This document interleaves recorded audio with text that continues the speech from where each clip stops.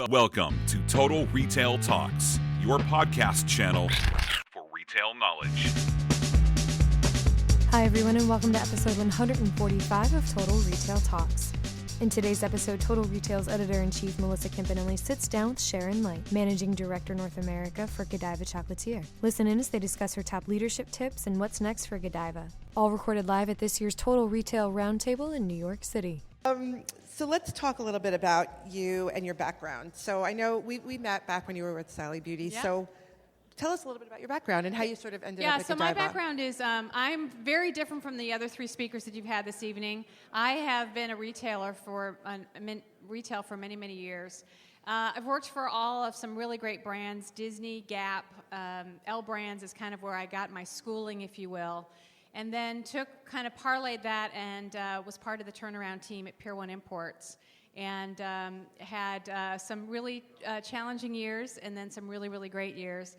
Had a great time really getting into the digital space and really what true customer experience and what it really means to have a 360-degree view of the customer. And so when I came to Pier 1 and shut the website down, people thought, oh my gosh, what is she doing? And, it was bleeding cash. It was really bad. We had 1,200 stores. We had to fix them. And I had to really focus. So That's where I spent my time at Pier 1 doing that. And then, 5 years later, we actually relaunched the site with wild success to the point where it quickly became 15% of the business. We fully omni-channel. Really great adoption in the stores in terms of pickup in store and being able to kind of have that endless aisle experience. So really a lot of fun. Tried to do that at Sally Beauty. That was a little bit more challenging. It was much harder to take what had been a distributor of beauty products and try to turn them into a kind of a true retailer, branded retailer. Didn't quite work and was just delighted to have the opportunity. I joined Godiva about 4 months ago. And so what's been fun about coming to Godiva is, well, first of all, who doesn't love chocolate? I do. And it's been really fun being part of this really legacy brand that's been around, since the early 20th century, and to try to be part of the team that's going to try to bring it into the 21st century. So I had a chance to meet Ed here, who used to be in my role a few years ago. And so it's been great to I'm looking forward to kind of getting to know him a little bit, and because I've heard his name so often since I've joined the organization.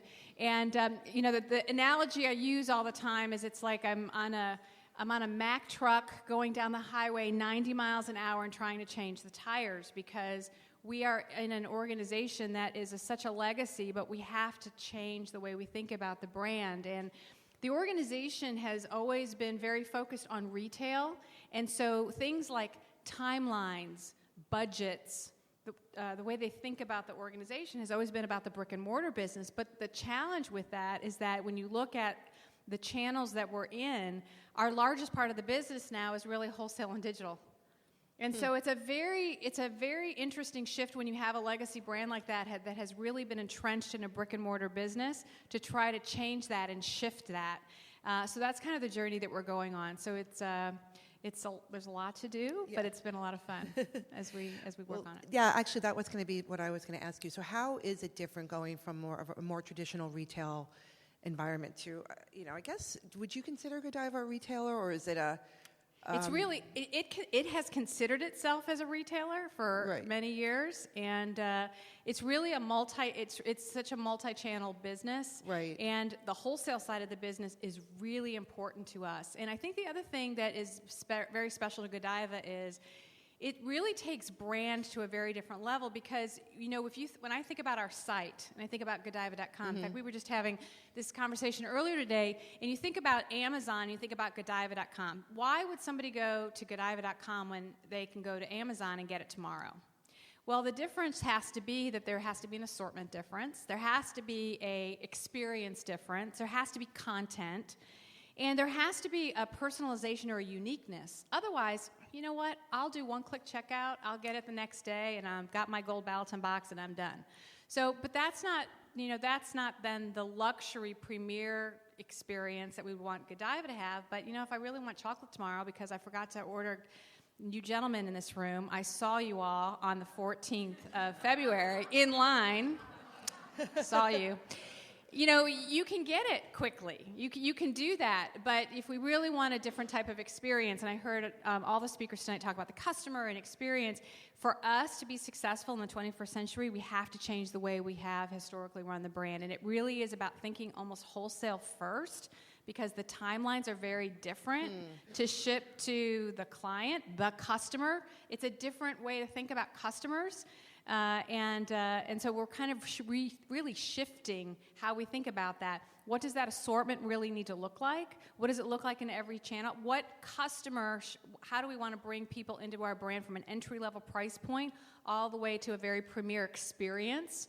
I have this really kind of great idea with Chef Thierry about how the chefs can play a very different role in our brand. And we have, I think, the credibility to do something like that. We just have to do it. So any ideas you all have?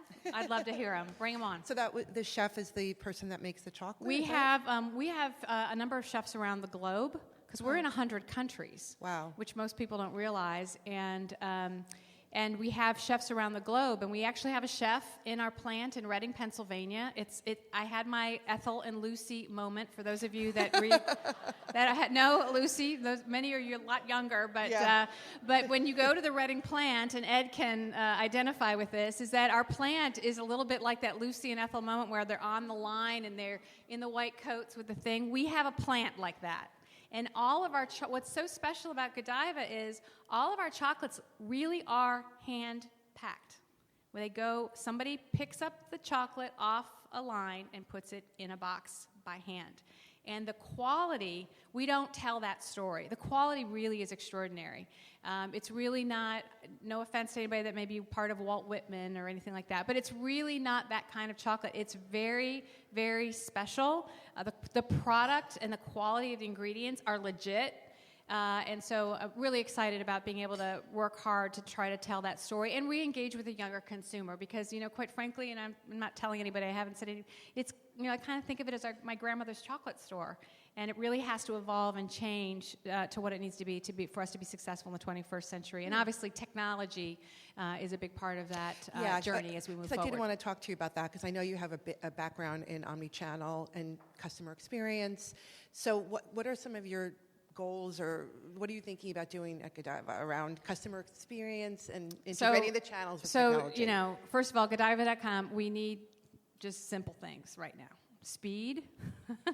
We need one-click checkout. We need PayPal. We need Apple Pay. So right now we're kind of, this year for me, which, all you guys are talking about these very fancy things that you're doing, I just want to get my abandon rate down, and I want to get the conversion up. So, for me right now, the way I think about our technology stack right now, we're a little bit of a house of cards. We've gone after a lot of things that have been kind of the shiny penny, but there's nothing better than a rock-solid foundation that you can build upon so that you can then add all of those kind of fun things. But when, quite frankly, when the page doesn't load, where do I go? Exit, out. So, I wish I could tell you that I'm working on all these very, very fancy things. We will. But right now, I really want to make sure that we work really hard to get the conversion up, that we're spending our ad dollars the way we need to, that we're getting the funnel working the way it needs to, that we get them all the way through. And a lot of it's about really kind of those rock-solid basic things and executing flawlessly. And a lot of people, I don't know, put a lot of, it's all about the new stuff.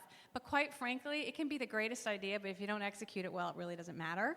And making sure that you rally your organization around really doing that. And I think the other thing for us is that, we've spent a lot of money on technology over the years, but it hasn't really been thought through about how does it become a build. So as you think about your strategy, how do you think about how it's going to obviously impact the customer?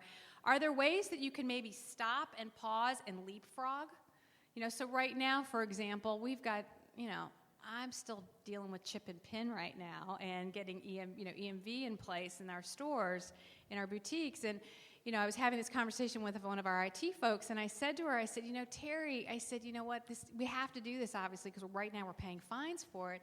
I said, can we just, forget about the whole POS? Could we think differently? Let's think about no cash wrap. Let's think about mobile first, really mobile first. Not responsive design down to mobile. Really think mobile first. And forget about the big clunky machine. And and by the way, it allows our people to get with the customer. So it's just a different way to think about it. So right now, it's foundation, rock solid. I want to be able to take care of you, and I don't want things to be down. And I want to make sure that everything loads. But really, it's kind of rethinking how do we leapfrog and move really into the future is really where I'm focused. Quite frankly, it's cheaper. It's more secure. It's all cloud-based. It's much more plug-and-play versus some of the things that a lot of traditional retailers have done where they've customized things to death. So for us, it's like, we just have the new stuff. We'll just take it out of the box. We're good. It'd be great. So lots to do there, but lots of fun. That's great. So I want to ask you a little bit about hiring and stuff too, because I know hiring. That was not on the script. I'm sorry. No, I just feel like you must have you probably have had some great experiences and had some great tips around it. I mean, what do you look for when you're hiring right now? When I look for somebody, first of all, I expect them to have the skills to do the job. So it really comes down to, do they love the brand? Do they love what we're going to do just like I do? Are they going to be a partner with me? Are they going to help me really do something special and unique? I heard curiosity. I think curiosity is so important. I think the intellectual curiosity and always wanting to learn, to take people on a journey. I think it's really important to have people that love just being with people. You're building teams. I mean, I've had the pleasure of leading upwards to 25, 30,000 people in my career, and it really is about how do you connect. And I have just a real strong bias that our people and the people that work with me are customers too. And so I enjoyed what I heard you were talking about in terms of your customer. It's that everybody's got a customer, and they're your internal customer. So how do you make sure, and haven't figured it all out, but I do think that passion for the customer, passion for your mission, where you want to go, the willingness to kind of, in today's environment, I think it's, especially when you work for a larger organization, a lot of people want to fly very high, but if you're not willing to kind of get into the weeds and find people that can do the strategic stuff, but they're fine with just kind of rolling up their sleeves and kind of getting into the detail. Yeah. I think those are very important skills to have to be able to bounce and do both. Yep. And what about your leadership style? Can you talk about that at all? I'm sorry. My leadership style. I mean, I'm sorry. I just think that you must have such great, you must have a great... Yeah, I just think it's, again, it goes back, it's a little bit of a broken record, but it is about the customer. They're your customer. Right, the employee. And when I worked for the Walt Disney Company, that was one of the things that was such an important part of what we did when we learned. It was always about the guest, and we learned back then that if you didn't take care of the internal guest, how in the world were they ever going to take care of the external guest? And I think as a leader, and the way I look at my role is to develop future leaders. So I want to make sure that I have the opportunity to mentor, coach, develop, and help people help them be successful. For me, the greatest joy is to promote people and to see them succeed and to see them win and to celebrate their success. And I think as leaders, the ability to set a clear direction, to stay focused and get an organization aligned on the mission is a really important capability. It's very easy to go all over the place, but unless you can really kind of bring your organization, celebrate the wins and the little wins. It's the little things, and just really kind of create that environment where people feel like they can really succeed, that they really love what they do, that you appreciate them, but yet hold them accountable, but empower them, push decision making down. Mm-hmm. Right now I'm a bit of a cog in the wheel. I have a lot of open jobs right now. Just I'm hiring. And what I hate about what's happening right now is I'm a bit of a cog in the wheel right now because everything's kind of coming to me, and it's not typically my leadership style. I really want people to have an environment where they feel like they can learn. Right. There's a lot of talk about fast failures. I really do believe in that, but I think it's really about setting up an environment where people feel like they can do that and learn, but that you're going to pick them up and help them succeed. Great. And so you talked about just now. something that you feel proud of, or is seeing, the teams grow? Since you've been at Godiva, I know you've only been there for a few months, but what's been like your greatest achievement so far since you've been there? I would say it's an achievement, but I will say what was fun. Valentine's Day was a blast. I mean, I have to tell you, I've never seen anything like it. And Ed, you're laughing because I was at Maiden Lane. The line and the look on the faces of the gentlemen in the line was just quite interesting. But what was also very interesting was the lines the day before. It was a very interesting shift, and it was a great education. It was women the day before because they're buying for the kids, the teachers, and whomever, and then it was the men the next day. Very different experiences, I have to tell you. But it was a great learning, and it's a holiday that I think we could really put our stamp on and really own. Yeah. But it comes really fast. I mean, Christmas is big. Valentine's Day for Godiva is even bigger, and so it's been fun. And the other thing that was really fun, just complete transparency. We made sales plans, so that's always a good thing. It's always a good thing when you make plan in every channel. Every channel made plan for Valentine's Day, so that was a good one. That's awesome. That was great. Yeah. So then, finally, what's next what are your plans for the next year? I know you talked about I the can't website. say a lot of things, but I'm very excited about what's coming up for Godiva. I think you're going to see a freshness in the brand that's going to evolve over this year. You're going to see us, move away from the color brown. Gold will always be important to us. That's a really important, Lady Godiva will always be very important, what she stands for. And if you haven't read the story, it's really very, very special. And kind of really becoming a sustainable company because there's a lot of conversations about cocoa fields and how they're harvested and things of that nature. And I think there's a lot that we can do for that industry. And then I want you to keep an eye as you're going down Lexington on the Upper East Side, maybe by our store, maybe before Christmas, you might see something new. And I'll leave it at that. That's exciting. So, yeah. Great. And really pretty. And tasty.